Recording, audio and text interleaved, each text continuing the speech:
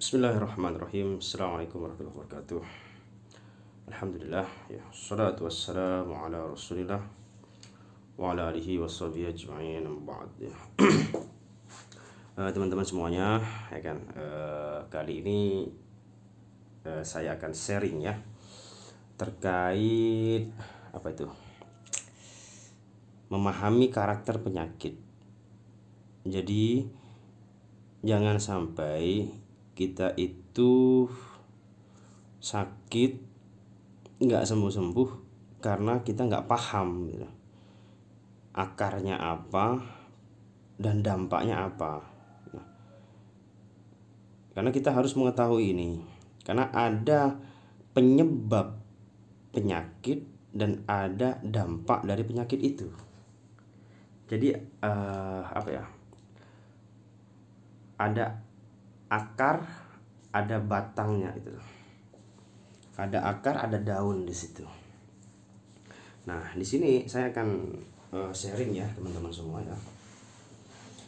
Semoga ini bisa membantu ya, sehingga kita itu apa itu namanya, tidak keliru terus ya. Jangan sampai kita itu yang bermasalah, ada masalah di akarnya, ada penyebabnya, kita fokus ke akibatnya doang. Sepertilah halnya ada genteng bocor, kita fokus ngepel terus. Fokus ngepel, fokus cari ember, fokus apa ya, ngelap lantainya ya kan. Cari pel-pelan yang terbaik, ya nggak pernah selesai karena bocor itu ada penyebab gitu loh. Air netes dari genteng kepada lantai itu ada penyebabnya. Nah, ini kita juga akan sharing ya terkait dengan ini ya. Jadi agar kita tidak salah dalam mensikapi penyakit. Ya, seperti itu ya. Semoga ini nanti bermanfaat. Yang pertama ya, teman-teman semua ya. Jadi yang pertama itu ada yang namanya penyakit jasad. Jadi pertama itu ya, ini yang pertama ya, itu manusia itu ada jasmani. Ini pertama nih, jasmani, atau mungkin bahasa lainnya ada penyakit jasad, ya kan? Atau bahasa lainnya adalah penyakit fisik atau tubuh, ya kan? Badan kita. Ini unsur pertama nih yang harus kita ketahui. Jadi kalau seperti ini yang terjadi ya, maka ya kita ngobatin ini dengan obat-obat fisik. Ya, misalkan tangan kita robek nih, cret ya, kena pisau gitu kan. Ya berarti harus diobatin secara fisik. Nggak usah bingung apa, udah diobatin aja dengan fisik. Cari obat untuk menutup luka dan seterusnya. Nah, seperti itu. Ini unsur pertama, jasmani. Ada yang unsur kedua ya, ini namanya, ini unsur pertama ya. Unsur kedua itu unsur ruhani, teman-teman semua. Ruhani ya, atau mungkin unsur ruh ya, atau unsur yang tak nampak gitu ya. Ini kan fisik kan nampak nih, kelihatan nih. Kalau ruh ini nggak nampak gitu loh, nggak ketok ya. Jadi apa ya, apa bahasanya kalau seperti ini ya ruhani sesungguhnya, nggak nampak gitu ya, anggap gitu ya, kita masukkan seperti itu. Nggak, maksudnya biar bisa dipahami ya. Nah, dari unsur rohani ini ya kan, harus diobatin secara rohaniah gitu loh, secara spiritual. Nggak bisa kita mengobatin rohani dengan obat jasmani. Oke? Tidak bisa kita mengobati rohani ya, atau penyakit ruh dengan sesuatu yang bersifatnya jasad gitu loh, fisik, nggak bisa. nggak akan pernah nyambung dan tidak akan pernah selesai. Nah ini bisa jadi ya kan, faktor ini yang menjadi penyebab kita nggak kunjung sembuh, karena kita nggak bisa membedakan antara dua poin ini teman-teman semua ya. Kita nggak bisa membedakan dua poin ini ya kan. Apakah memang penyakit kita itu murni jasmani atau dari penyakit rohani gitu loh. Nah, dan yang perlu kita ketahui lagi ya, nah ini banyak orang yang masih belum paham ya. Rohani ini bukan hanya penyakit ruh yang murni ya, malas sholat gitu kan. Itu kan penyakit yang nggak nampak tuh, malas sholat gitu kan. Itu kan penyakit ruh. Jadi rohani itu sendiri maksudnya yang nggak nampak ini ya, bukan hanya ruh itu sendiri, tapi ada penyakit apa aja ya kan. Yang pertama penyakit ruh yang memang yang seperti tadi yang saya sebutkan ya kan, malas sholat ya kan, terus malas ibadah ya kan. Nih yang pertama nih ya, masuk kategori rohani yang tidak nampak ya kan. Yang kedua penyakit apa? Penyakit pada jiwa ya, atau bahasa lainnya itu adalah psikis ya kan. Dalam bahasanya lain itu psikis, atau mungkin bahasa lain adalah perasaan. Nah, terus selanjutnya dalam yang tidak nampak lagi ini ada penyakit akal.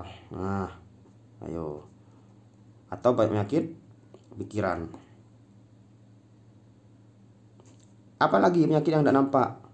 Penyakit sihir ya kan,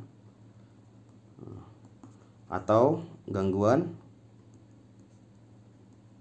jin ya, aungan jin terus, atau ain ya kan, itu bisa ain.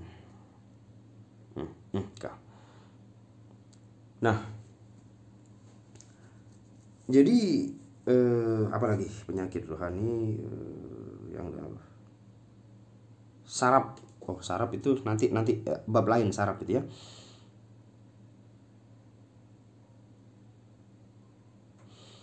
Nah teman-teman semua ya, jadi dari ini ya, dari penyakit ini kita apa ya, kalau kita bisa mengetahui, nanti kita akan bisa menyelesaikan penyakit itu dengan sendirinya. Bahkan mohon maaf dengan tanpa bantuan orang lain pun nanti kita akan bisa, kalau kita sudah mengetahui. Jadi poin yang kita titik beratkan di sini adalah ada sebab, ada akibat. Ini yang harus dicari. Jangan sampai kita hanya fokus kepada akibatnya saja. Nah, ya, jangan sampai kita fokus kepada akibatnya saja. Seperti itulah kurang lebih ya. Jadi ini adalah faktor dasar dalam tubuh manusia ya, dimana ada jasmani dan ada ruhani ya. Nah seperti itu. Jadi jangan sampai kita, saya punya penyakit asam lambung nih, jenengan mencari obat lambung terbaik.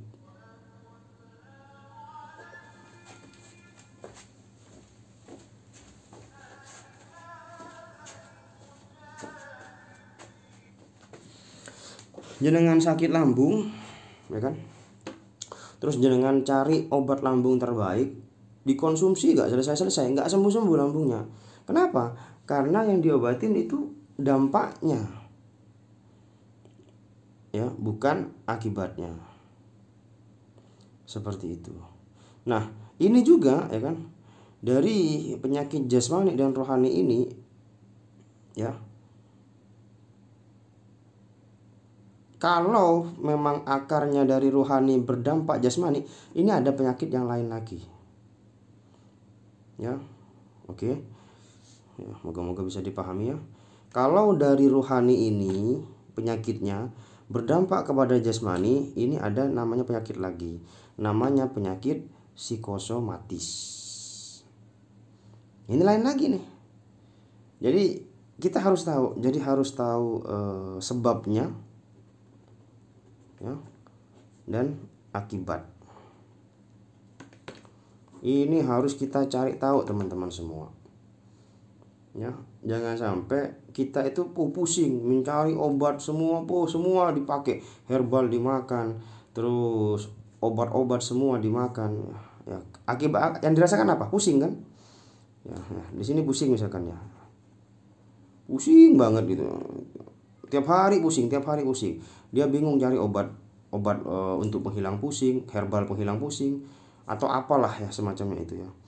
Ya, ketika obatnya dimakan, ya, wah, seperti seolah-olah pusingnya hilang gitu. Pusingnya berkurang. Tapi efek obatnya habis, dia pusing lagi.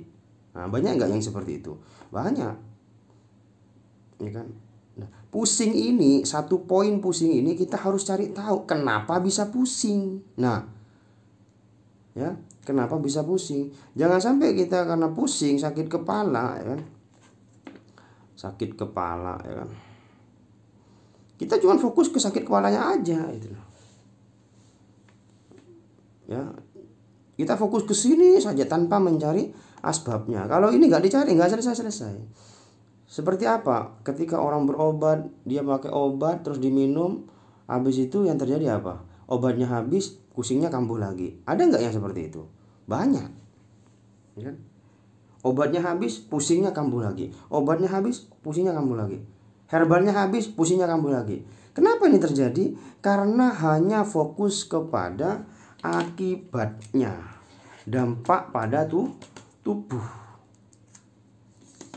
Jadi di tubuh yang dirasakan pusing, yaitu yang difokuskan. Nah, ini keliru teman-teman semua. Ya. Jadi ketika ada seperti ini, ya, pusing seperti ini, kita lihat, cek tuh, harus dicari. Ada nggak penyebabnya itu?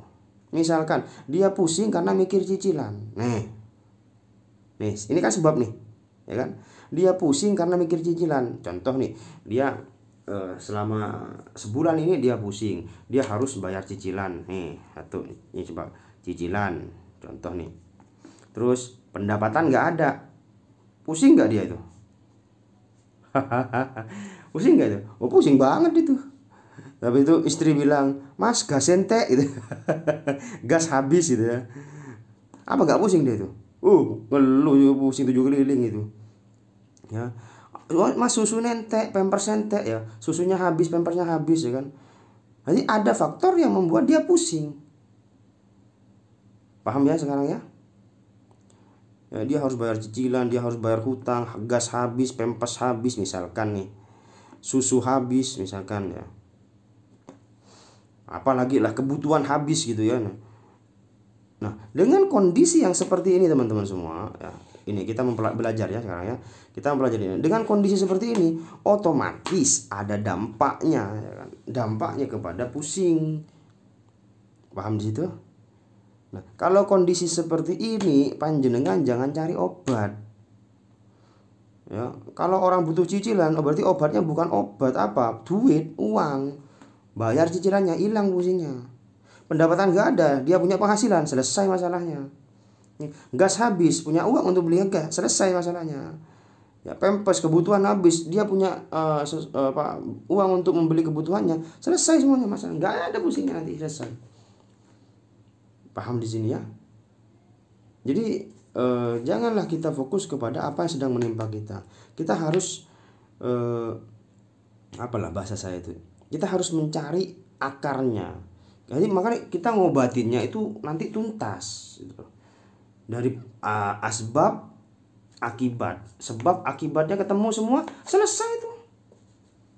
Nah, ini yang terjadi nanti. Nah, ya. Nah, pusing ini apa? Fisik. Betul nggak tuh? Pusing ini apa? Penyakit jasmani, penyakit di kepala. Betul kan ya? Tapi yang perlu diketahui, penyebab kepala kita pusing itu adalah akalnya, pikirannya. Ya kan? Dan akal itu dipengaruhi oleh jiwa. Nanti ini ruwet nanti ya. Pelan-pelan dulu. Nah, yang penting dari sini poin ini dipahami dulu. Jadi dengan kita memahami ini, nanti insya Allah semuanya akan selesai. Dan kita akan pelajari juga bagaimana mengobati fisik, bagaimana mengobati ruh, jiwa, dan seterusnya ini. Ya, seperti itu teman-teman semuanya ya. Semoga bermanfaat. Ya, ini terkait dengan penyakit jasmani dan rohani. Ya, semoga bermanfaat ya. Insya Allah nanti kita akan bertemu di penjelasan selanjutnya. Barakallahu fikum. Assalamualaikum warahmatullahi wabarakatuh.